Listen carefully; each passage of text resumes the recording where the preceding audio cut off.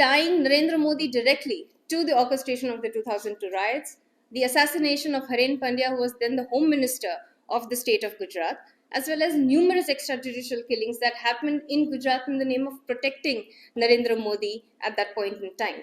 All of the evidence was submitted in the Supreme Court in 2011 in a sworn affidavit. Evidence enough to prosecute this man for all of the heinous crimes that he's committed. But we live in an India, the new India, where rapists, genocide orchestrators, hate mongers, lynchers can walk scot-free, but where an honest and upright officer or an honest and upright individual will not get a fair day in court. We live in an India where, despite of there being enough evidence to prosecute Narendra Modi for his role in the 2002 riots, the man not only walks scot-free but enjoys the highest position within the country.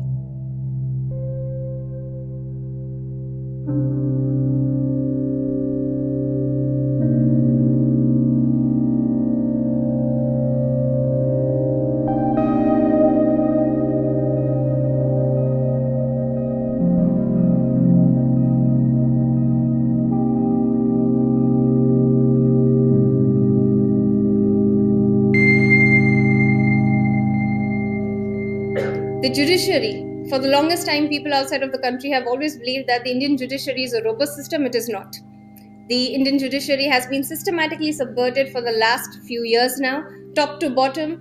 The judiciary works at the behest of the political duo, Amit Shah and Narendra Modi, to ensure that A, Modi is exonerated of any crime that he has committed, and B, that any individual who has had the courage to stand up against this regime is witch hunted, picked, and put behind bars to ensure that their voices are never heard. Systematically, there has been desecration of every constitutionally independent bodies within the country. For the last few years, in 2011, when my father submitted the sworn affidavit in the Supreme Court of India, he was immediately suspended. When Narendra Modi became the Prime Minister of India in 2014, my father was dismissed from duty.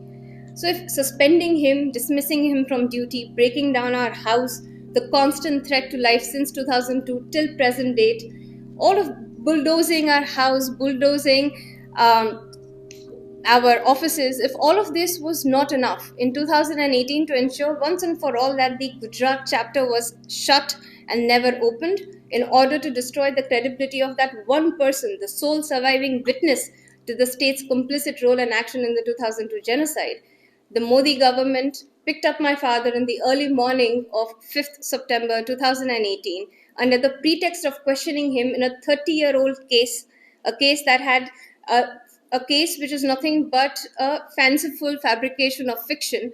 And my father was convicted to life imprisonment through a blatantly vitiated trial where we were not allowed to defend ourselves, when his presence was not allowed. And he was thrown in jail for life imprisonment for a crime he did not commit. His only crime, that he did not buckle under political pressure, that he continued to and still continues to fight for justice for all of the victims of the 2002 riots.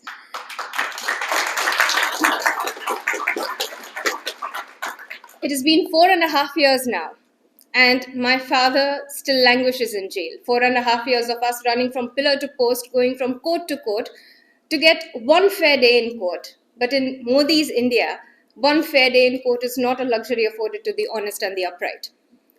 So 21 years on, while my father's fight for justice for the victims of the genocide continues, 4.5 years on, our fight to bring justice for my father continues. We may be bloodied and we may be bruised, and this has been a very long-drawn battle, a battle which has drawn blood at every step of the way, sacrifices that I have seen him made all of this life. We still fight, he still continues to fight fit. It is a long-drawn uphill battle, but like he always says, that we will resist, we will persevere, and we will overcome, and that he is certain. The battle is not finished yet, and it won't finish till the perpetrators are brought to justice. Thank you.